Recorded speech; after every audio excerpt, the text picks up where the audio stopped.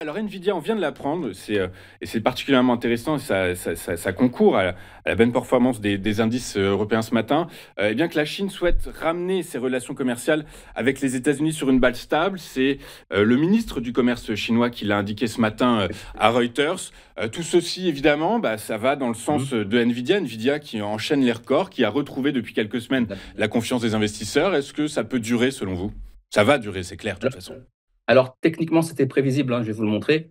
Au niveau des actualités de Nvidia, comme vous l'avez cité, il y a une reprise des ventes en Chine, d'accord, des résultats économiques spectaculaires, hein, on fait des plus hauts sur des plus hauts, des lancements technologiques majeurs. Ça, voilà, des nouvelles cartes graphiques RTX 50. Ils ont une technologie aussi en DLSS.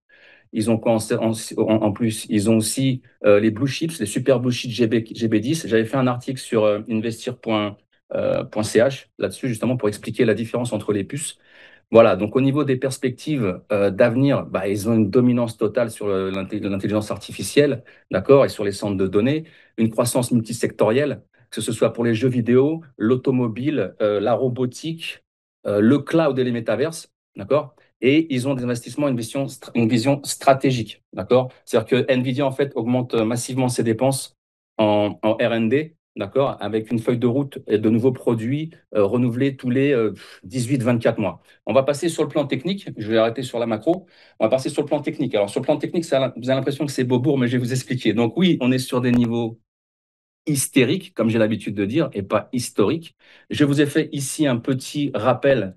C'était de la semaine dernière, donc bon, c'est pas tellement à jour, mais on voit vraiment qui tient le marché, hein, au niveau de la tech, hein. C'est Nvidia, Microsoft et Meta. À la traîne, on a Tesla, Google, Amazon et Apple. Donc ça, c'est fait. Ah, pardon, attendez. Ici, c'est fait. On enlève. Voilà, on a les résultats qui vont sortir dans à peu près un petit peu plus d'un mois, d'accord, le 27 août 2025, donc ce sera à surveiller. Ensuite, qu'est-ce que je peux vous dire? Pourquoi c'était prévisible? Parce que si on se met en weekly, tout simplement, voilà, c'était prévisible, j'en avais parlé sur d'autres réseaux. Si vous preniez ici la médiane, ici, la droite de tendance qui passe par là, on allait chercher justement ce niveau-là, d'accord?